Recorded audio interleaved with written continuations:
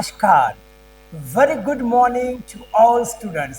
आज जे नवोदयची परीक्षा 5-6 दिवसांनी देणार आहात, त्यासाठी मी एक स्पेशल लेक्चर तुम्हाला गाईड करणार आहे आणि शीर्षक एकदम सोपं घेतलेलं आहे.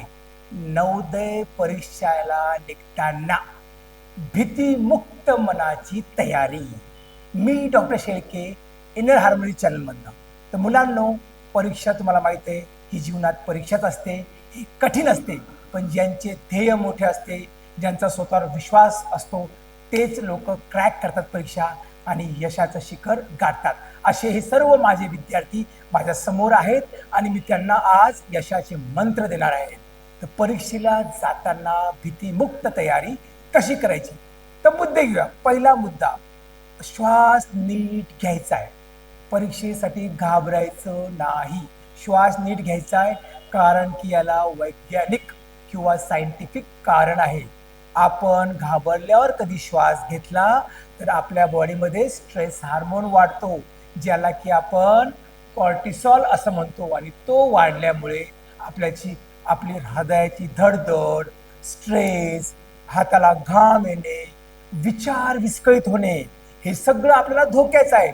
हळूहळू खोल श्वास घेतला तर काय होणार, आपली पॅचिम सक्रिय होणार व आपला मेंदू शांत काम करणार आहे. तर पहिला मुद्दा, श्वास शांत घ्यायचा आहे.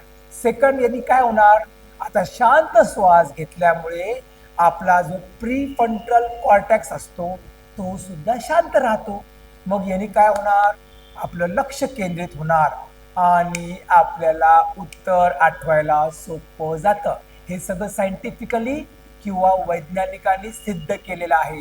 दुसरा पॉइंट, परीक्षेगृहामध्ये किंवा परीक्षा हॉलमध्ये प्रवेश करताना 5 वेळा खगोल डीप श्वास घ्यायचा. एकदम परीक्षेच्या सेंटरमध्ये गेलं, 5 वेळा शांत श्वास घ्यायचा. यांनी काय होतं, यांनी आपलं मन स्थिर होतं आणि आपली परीक्षेची जी कॉमन भीती आहे, जी सर्वांना असते, ती पटकन कमी होते.